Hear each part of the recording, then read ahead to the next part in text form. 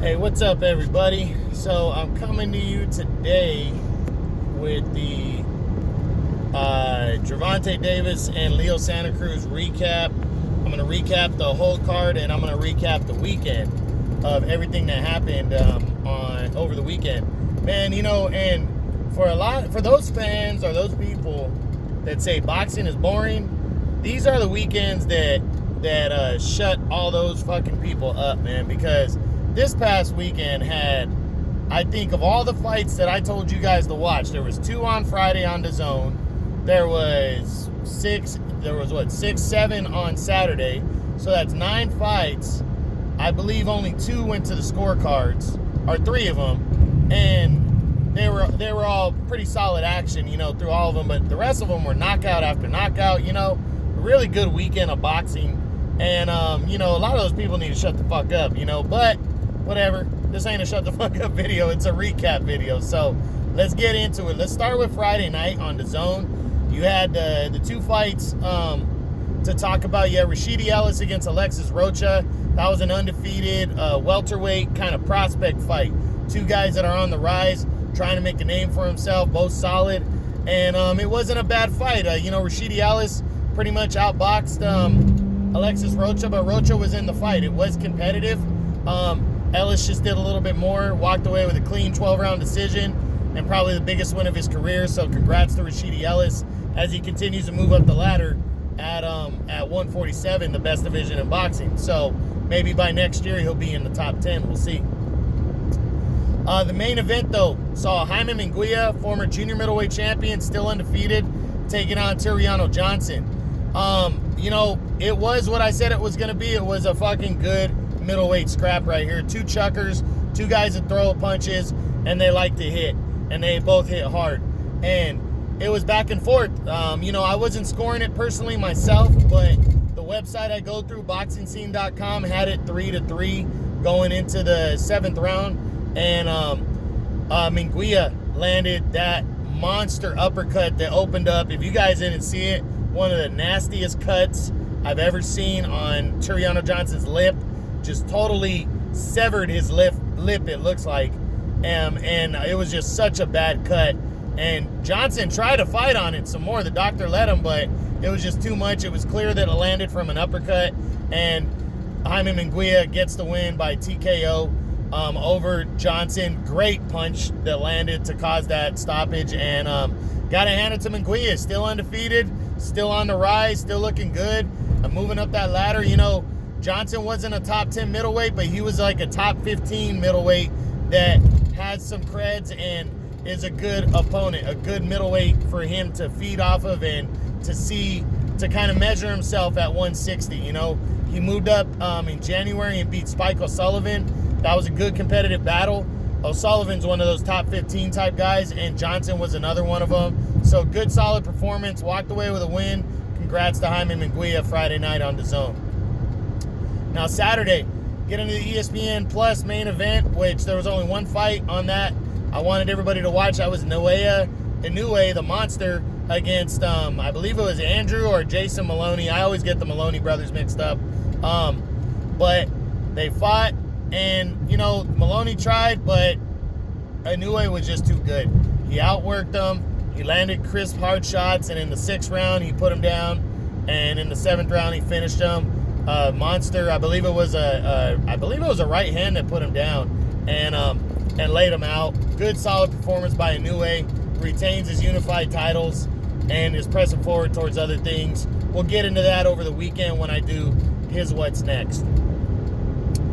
Now we jump into the main event. We jump over to the DAZN card on Saturday, which took place in the United Kingdom. 2 fights we're talking about.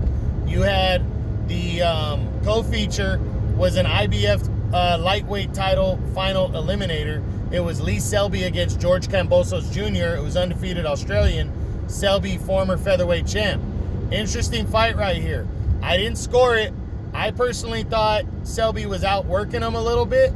But Kambosos walked away with a decision. Surprisingly wide decision on another scorecard, but maybe not so surprisingly after that scorecard we had with the Teofimo Lopez fight and Lomachenko fight. But Kambosos walked away with a split decision over Selby and is now the mandatory number 1 contender. Now, BoxingScene.com had it dead even. They had it 6-6. It looked pretty even to me. The one thing I noticed the difference is I felt like Selby was landing the more punches, but the effective punches were getting landed by Kambosos because Selby's not a power guy. Selby has less than 10 knockouts in his whole career. He wasn't a power guy at 126, and he's moved up 2 weight classes since then. He's not a power guy now. He's a pitter-patter guy. He lands pitter-patter punches.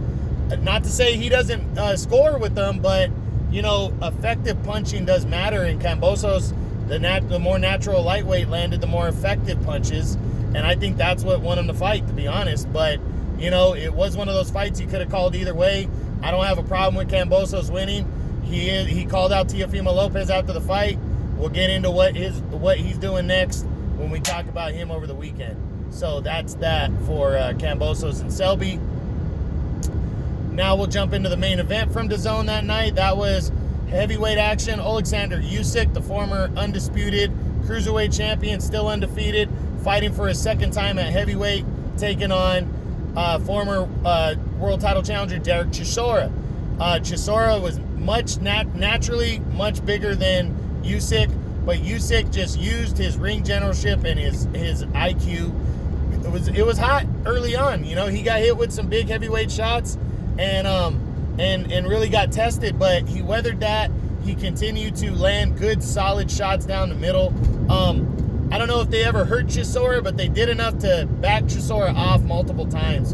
And he just outworked them. A couple of the judges had it 7-5. I didn't think it was that close. I didn't score it myself. I personally felt like 8-4 was probably the better score. 9-3 area. I thought Usyk pretty much outboxed him. But, there were some close rounds in there because Chisora did land some decent shots.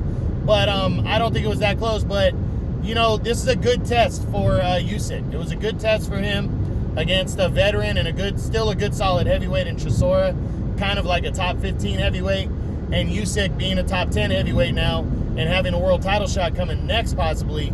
This was a nice win for him, so congrats to Usyk. Unanimous decision victory over Chisora. And now next is the we'll talk about what's next for him when we do his what's next over the weekend. Now we go into the four fight card that was on Showtime pay-per-view. Excuse me. First on the undercard, very significant. The fight that opened the show was Isaac Cruz and Diego Magdaleno in a IBF lightweight title eliminator. This was for the number 2 spot in the IBF. And you saw Isaac Cruz show that he wants to be in a world title fight. He walked right through the veteran, former world title challenger Magdaleno, knocked him out in the first round. That was impressive, and I'm going to tell you one of the reasons why. Teofimo Lopez finished off Magdaleno. It took him 6-7 rounds to do it. Isaac Cruz knocked this fool out in 1 round. So, for me, that was really impressive. I was really impressed by that. Big win right there. Magdaleno, to me, has never been a natural lightweight, kind of a smaller lightweight, but Isaac Cruz came in hungry. First round knockout win, impressive. And he's moving forward. I believe he's going to be in the top 10, so we'll break down his what's next over the weekend.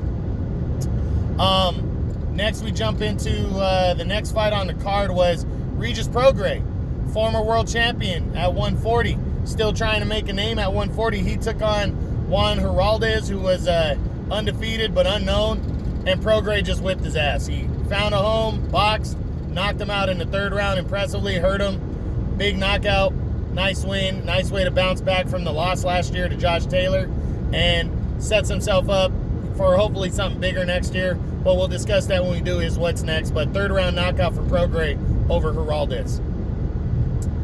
The co-feature, that one saw Mario Barrios, the secondary world champion at 140.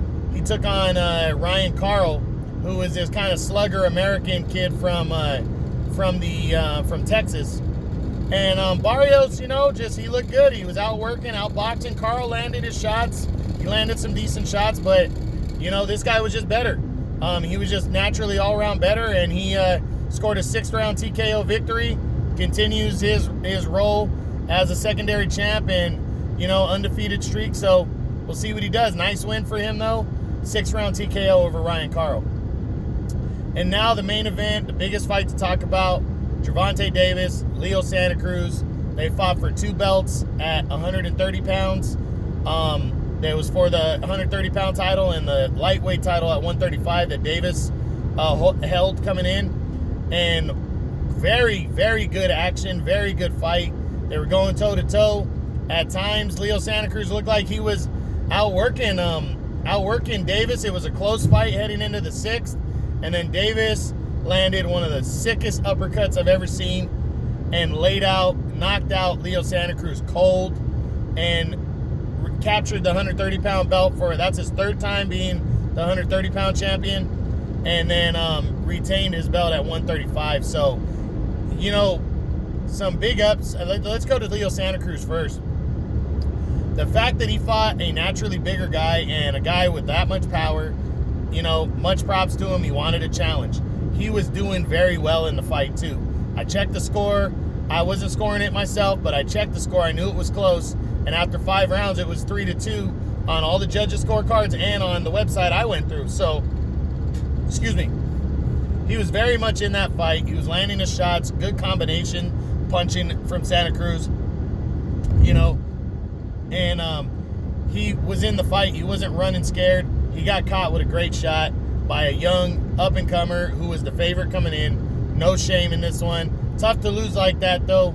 And we'll discuss his what's next over the weekend.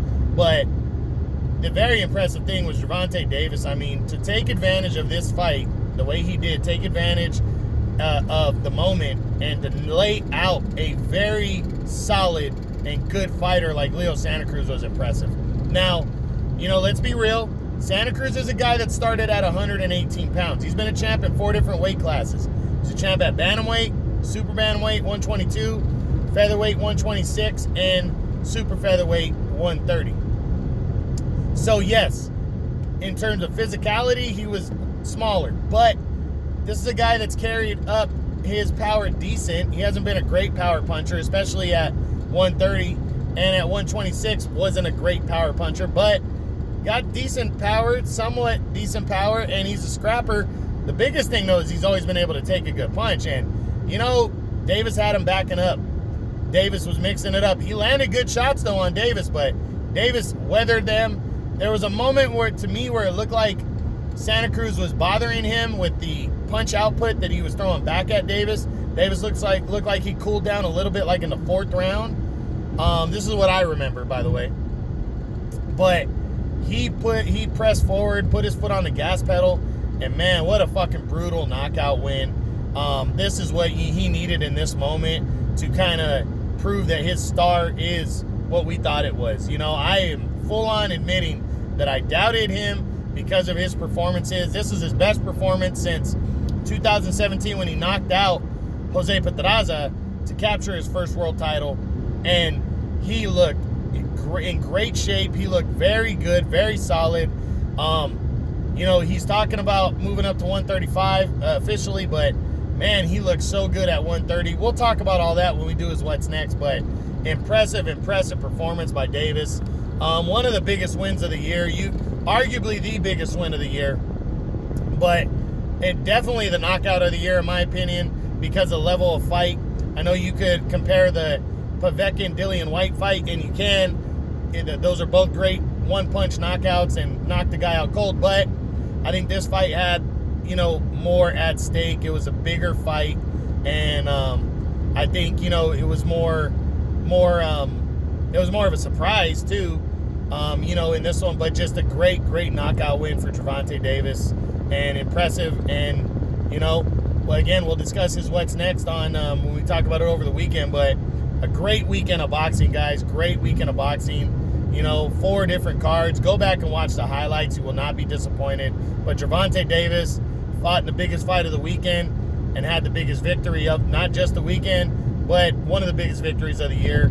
Laid out Leo Santa Cruz cold. So that's it, guys.